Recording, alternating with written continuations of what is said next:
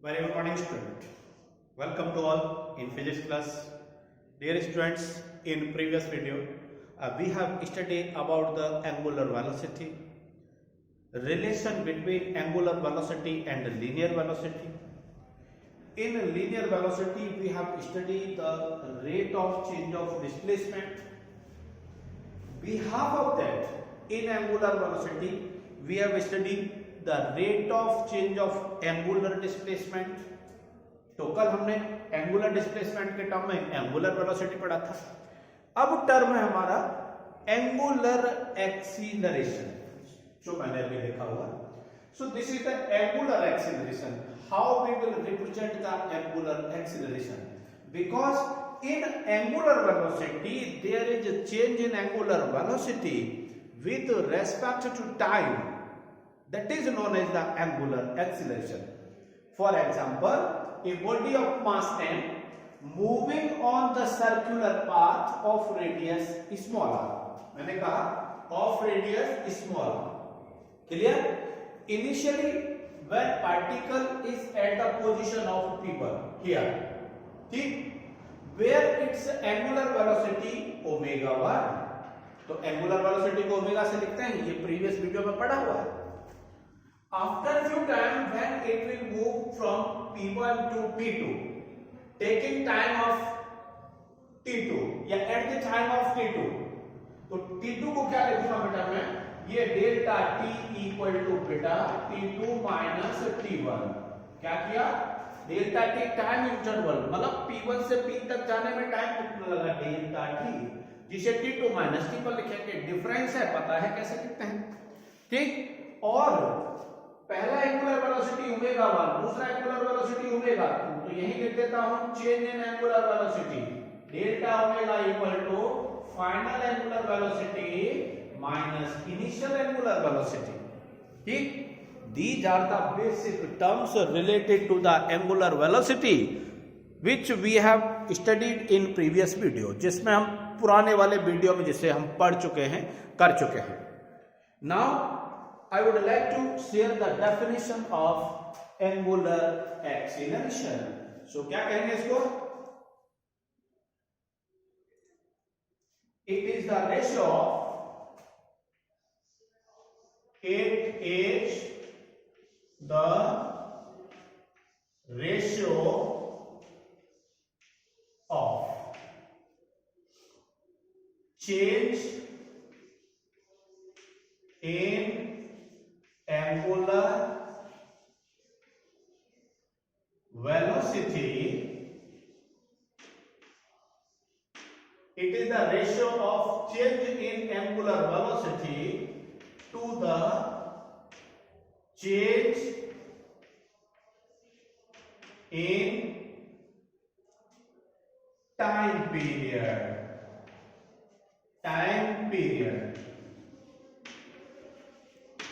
Change in time period.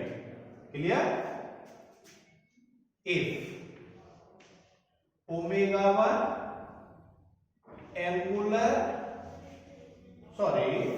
omega 1 and omega 2 are angular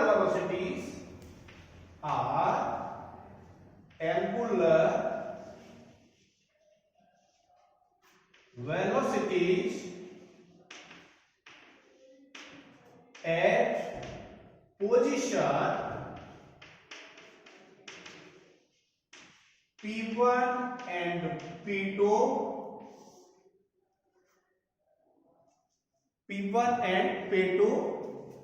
at time t1 and t2 respectively. Then angular acceleration or average angular acceleration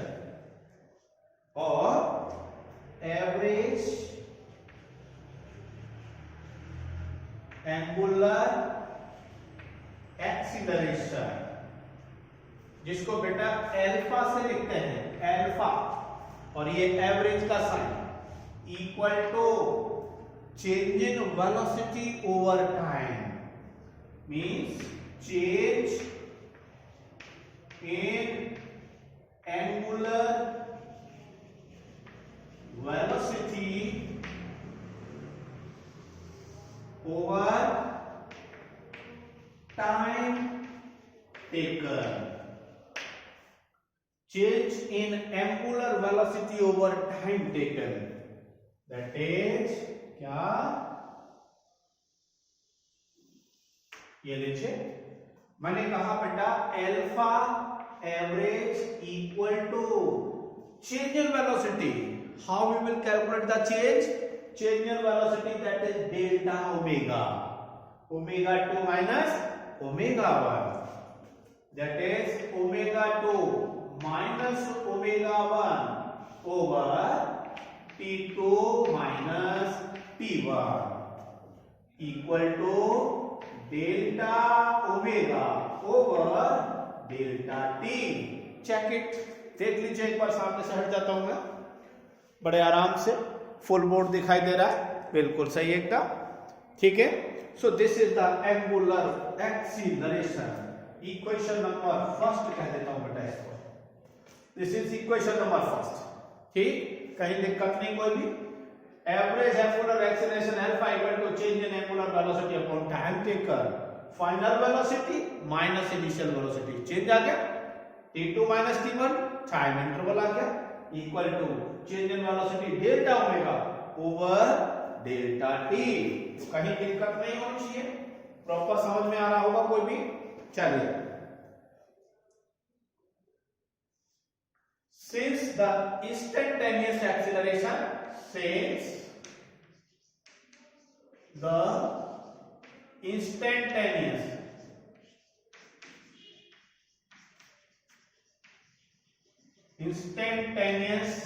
acceleration AINST equal to, कैसे लिखेंगे, limit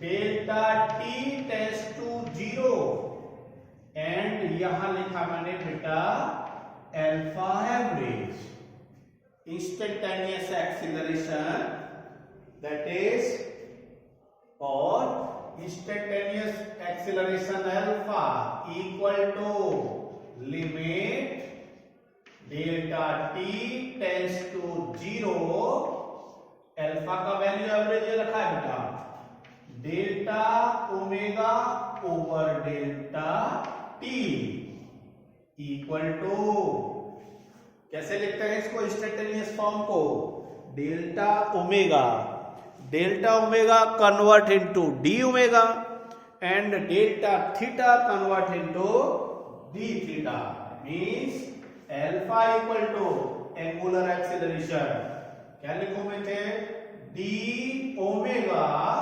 over d t, equation number 2। देख लीजिए कोई दिक्कत नहीं, simple form है।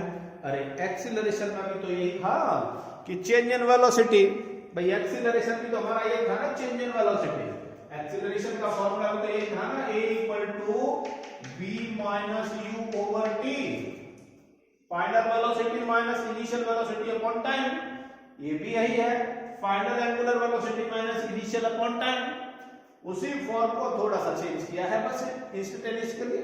आगे चलते हैं, सिंस ओमेगा क्या होता है, एंगुलर वेलोसिटी, और ये कर पड़ा था हमने, ये होता है बेटा d theta over d T, कहीं दिक्कत नहीं होगी बिल्कुल भी। इसको ओमेगा को रख देता हूं यहां, तो alpha equal to d over d t, और ओमेगा की जगह रखा मैंने बेटा d theta over d t, ये देखिए कहीं दिक्कत नहीं है, कैसी भी कोई परेशानी नहीं है, कोई दिक्कत नहीं है, कहीं भी सिंपल मेथड है। तो मैंने क्या किया, alpha equal to d square theta over d t square, ठीक है, ये लीजिए बेटा, दिस इज द रिलेशन और एक्सप्रेशन फॉर एंगुलर एक्सीलरेशन। इसे कहेंगे एक्सप्रेशन ऑफ एंगुलर एक्सीलरेशन। ठीक, इसकी जरूरत अभी नहीं है, ये मैंने बेसिक सिंपल बात की थी, इसे मैंने हटा दिया है। आराम से मैं सामने से हट जाता हूं, अब आराम से एक बार देख लीजिए, कोई दिक्कत नहीं।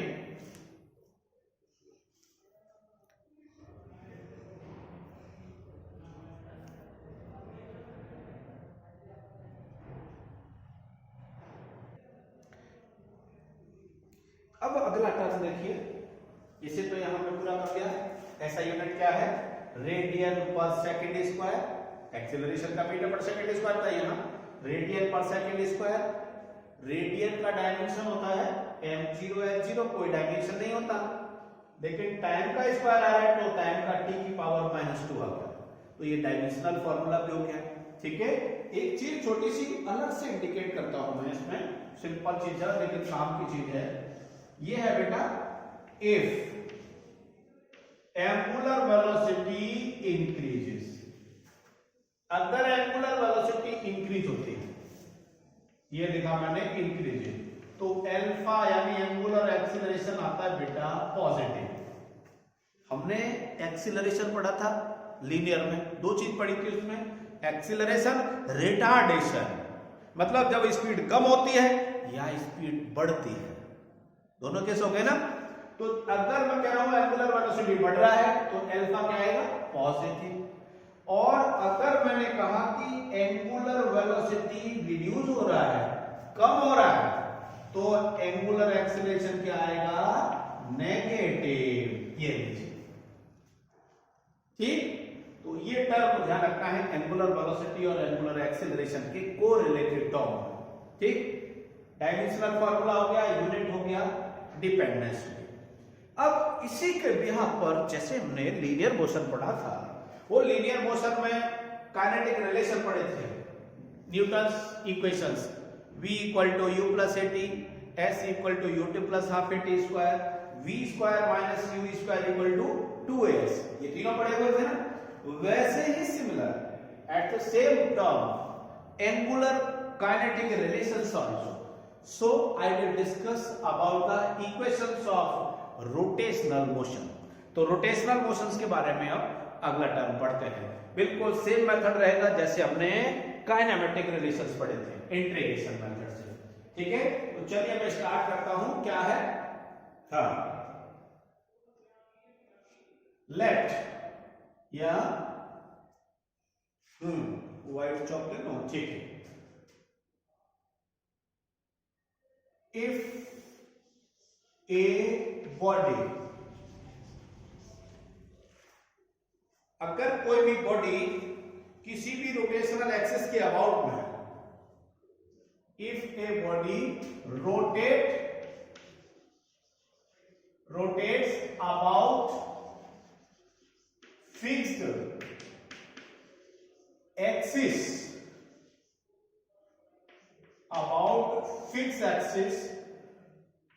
then its angular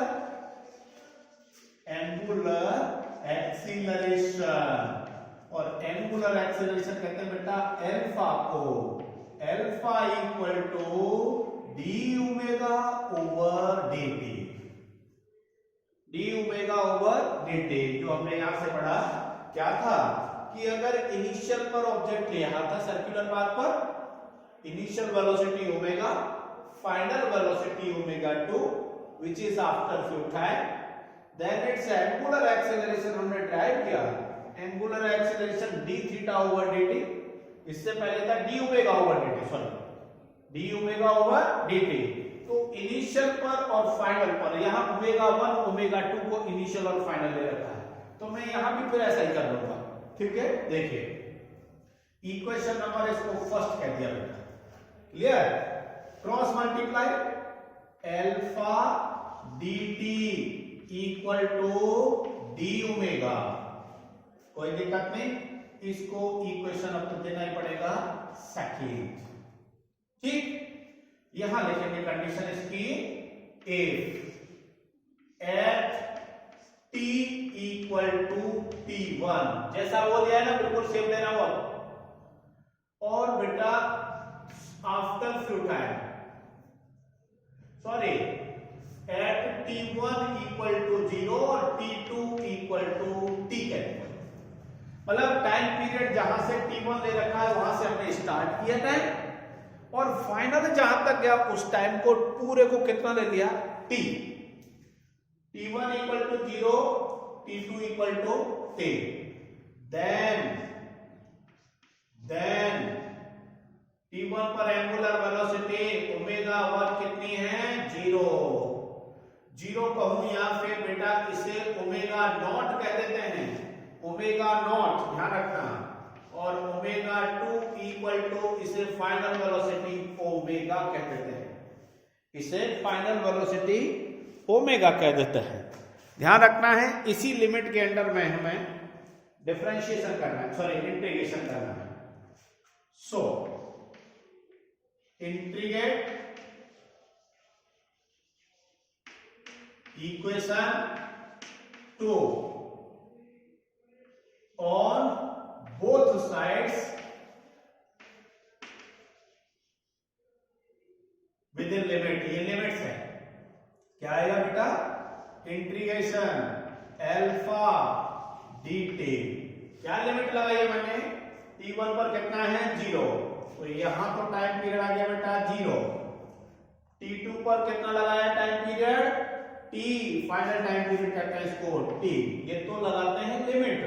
इंटीग्रेशन में बिना लिमिट के पॉसिबल नहीं है, पता कैसे चलेगा कि इवेंट कहां से स्टार्ट हुआ और कहां तक चला।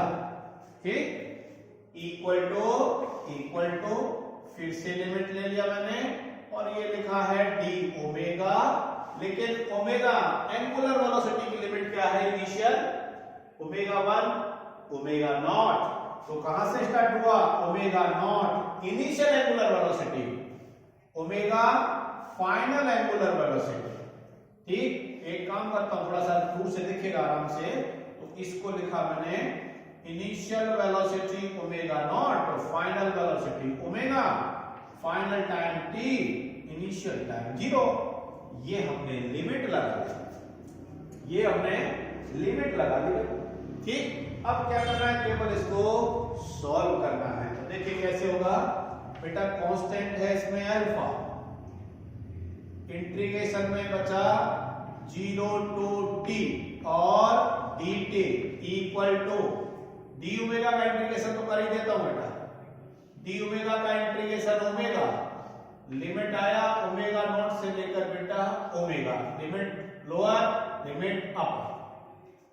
ये dt का इंटीग्रेशन भी कर लेते हैं बेटा, dt का इंटीग्रेशन होता है t, लिमिट लगा देता हूं 0 to t और फिर आ गया तो इधर भी लगानी पड़ेगी ऐसे ही ओमेगा नॉट से ओमेगा, तो अभी लिख लेते हैं, एक तो इक्वल आ गया, एक ये ओमेगा आ गया, मैंने इधर dt का integration t 0 to t, d omega का इंटीग्रेशन ओमेगा, ओमेगा नॉट और ओमेगा। ठीक, अब लिमिट अप्लाई करना, आगे क्या होता है upper limit minus lower limit का फॉर्मूला अप्लाई करना होता है। तो देखिए कैसे, चेक कीजिए, देखो alpha as it is, t से टी रिप्लेस, क्या t upper limit minus lower limit, lower limit कितनी है 0। हमेशा ध्यान रखना है कि जो ये लिमिट होती है इसी से ये फैक्टर रिप्लेस होता है, इक्वल टू ये ओमेगा रिप्लेस होगा upper limit omega minus lower limit omega naught. ठीक, इसे सॉल्व कर लीजिए, तो ये आ गया बेटा alpha t equal to omega minus omega not, और क्या लिख सकते हैं इसको लिख सकते हैं बेटा ओमेगा नॉट इक्वल टू, इस ओमेगा नॉट को तो मैं अब इधर ले आया, sorry v equal to u plus, हाँ sorry omega equal to omega naught plus alpha t. Check कर लीजिए, ऐसा ही रिलेशन हमने लीनियर वेलोसिटी के टर्म में फर्स्ट काइनेमेटिक इक्वेशन पढ़ी थी। फर्स्ट काइनेमेटिक इक्वेशन हमारी क्या थी, v equal to u plus at, v equal to u plus at, तो देखो कहां कहां क्या है, omega, omega final angular velocity, ये नीचे ओमेगा नॉट क्या है, इनिशियल एंगुलर वेलोसिटी, और बेटा अल्फा क्या है, एंगुलर एक्सीलरेशन, ये लीजिए, और टी टाइम पीरियड। ठीक, बिल्कुल सेम इसी तरह से आ गया जैसा कि हमने कभी v equal to u plus a t को डिटरमाइन किया था। क्या था, v equal to u plus a t, पहला इक्वेशन वही होता है ना, ये देखो यहाँ क्या था पहला, v equal to u plus a t, check कर लो बिल्कुल सेम आना चाहिए।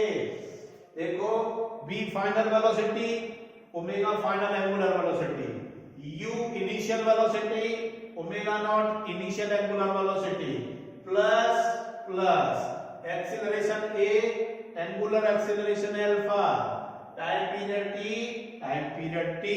This is the first kinematic equation. क्या कहेंगे इसको, यहां तो 1 पॉइंट डाल दिया मैंने, ये ऐसे, और यहां लिखेंगे first equation of rotational motion,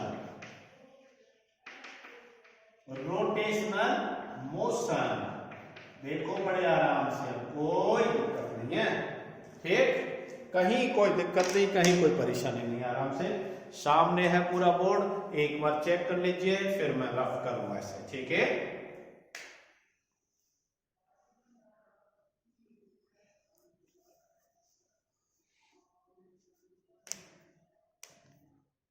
चाहे तो स्क्रीनशॉट भी कर सकते हो।